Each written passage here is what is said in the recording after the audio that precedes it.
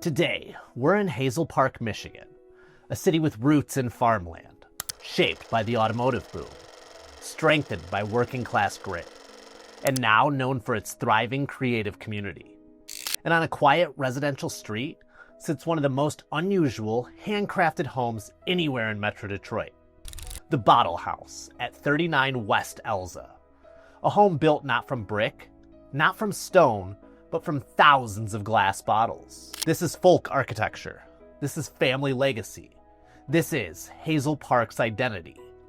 Ingenuity, resourcefulness, and pride, all fused into one structure.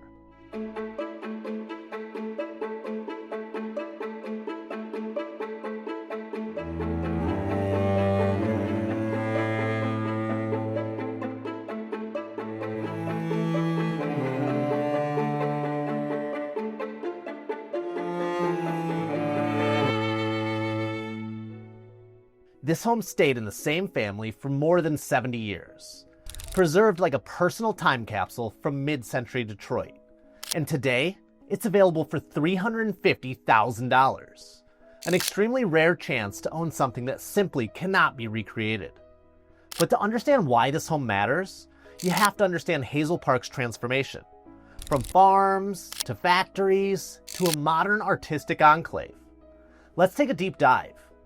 Before Hazel Park had neighborhoods, or a racetrack, or factory workers, this land was rural and agricultural. Originally part of Royal Oak Township, dirt roads, wood lots, family farms, scattered homesteads. Detroit was booming, but this area was still countryside.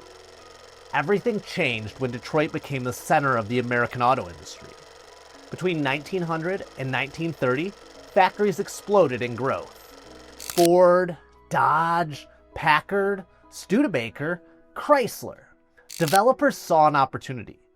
Flat land, cheap land, close to factories, rail lines, and streetcars nearby. Perfect for a new kind of place, the industrial suburb. In the 1920s, farmland rapidly turned into neighborhoods. Hazel Park was marketed as the working man's suburb. Close to the factories, far from the noise. Affordable Detroit living. Blocks of modest worker homes sprang up, built for auto workers, welders, machinists, tool and die makers, and veterans returning from war. Hazel Park was incorporated as a city in 1941. This is the world the Bottle House was born into. To understand this house, you have to understand bottles, because in the early and mid-1900s, bottles were everywhere. Detroit's beverage industry was massive. Stroh's, Goebel, Pfeiffer, Altez, Detroit Creamery milk bottles, as well as local soda bottlers. Millions of bottles were produced every year. Glass was cheap, glass was durable, and glass was everywhere. And during the Depression and wartime shortages, people reused everything. Bottle houses became symbols of thrift, creativity, and resilience. The Bottle House at 39 West Elza is part of that tradition.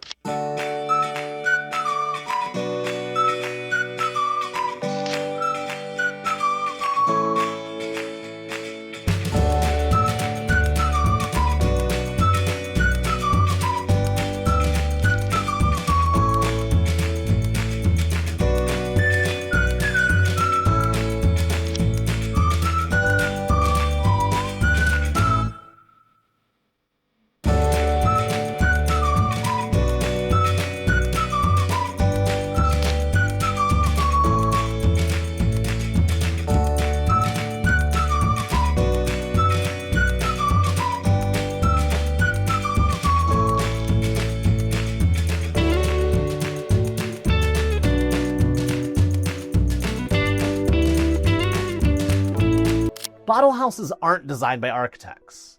They're created by craftsmen, the kind Hazel Park was built by. You lay bottles horizontally, fill them with sand or mortar for weight, use them like bricks, seal them into walls with concrete. The result? Naturally insulated, striking when lit, unexpectedly strong, a mosaic of color and texture, folk art, pure and simple. The original builder's biography isn't widely published, but we know this much. They understood masonry. They had access to abundant glass, and they loved doing something different. The local theories suggest that they may have had brewery connections, possibly worked in construction or factory fabrication. They likely had a bottle collection for many, many years, and they used materials that were sourced from Hazel Park's growing commercial corridors. Whoever they were a reflection of Hazel Park's DNA. Resourceful, proud, and creative. This is what makes the Bottle House special. Most folk art homes get altered or torn down. Not this one. For over 7 decades, the Bottle House stayed with one family. They protected it like heritage, like art, like memory. Inside, everything was handmade. Original craftsmanship. A home that aged gracefully. A family that refused to let it be erased. When the last family member was ready to pass it on, they contacted Schiller, who became a steward of the home's next chapter.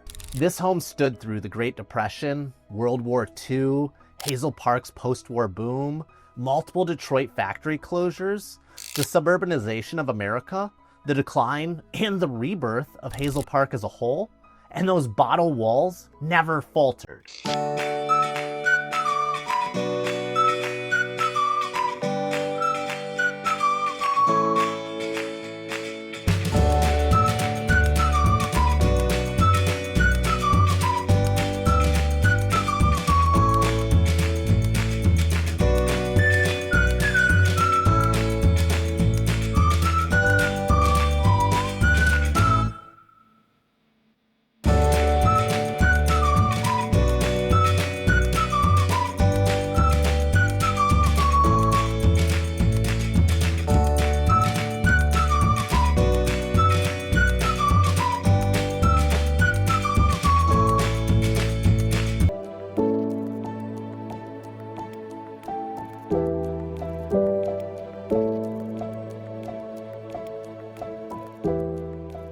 To understand the Bottle House, understand the city around it during the 1940s through the 1960s. Hazel Park became home to families from Appalachia, Kentucky and Tennessee, Eastern Europe, the American South, as well as Canada.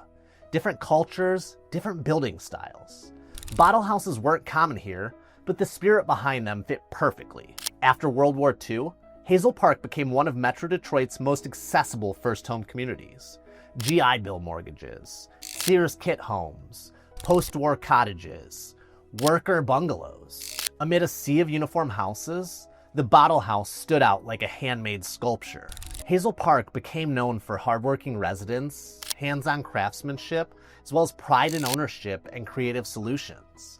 All the qualities that allowed the Bottle House to survive into the 21st century. Let's talk about why this house works, both structurally and aesthetically. So bottle walls create thermal insulation, as well as beautiful light diffusion, surprising strength, low-cost construction, as well as fire resistance. It's part home, part experiment, part artwork. Inside now, bottle houses feature hand-mixed mortar, beer and soda bottles from the era, patterns of greens, ambers, clears, custom layouts, folk art motifs. This house is no exception.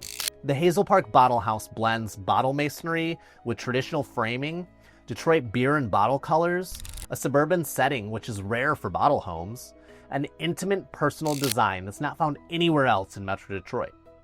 When the family was ready to sell, they didn't let the home vanish unnoticed. They contacted Schiller, known for restoring Detroit curiosities and folk art structures. Schiller helped bring the home back into the public eye and ensure its future owners would honor its past. Today, the Bottle House is available for $350,000, and it offers something no new construction ever could. A fully livable home, thousands of hand-set bottles, folk art architecture, updated interiors with character, and a central location near Ferndale, Royal Oak, and Detroit. This is not just a house, it's a piece of Metro Detroit history, a piece of Hazel Park pride, and something that will never be duplicated. Michigan isn't just full of big homes or beautiful homes, it's full of storied homes. And the Bottle House in Hazel Park is one of the best examples of that. It's the story of a family, a neighborhood, Detroit's working class creativity, and what happens when someone decides to build something unforgettable. If you love deep dives into Michigan's most unique homes, hit subscribe and join me for the next episode of Homes of Michigan.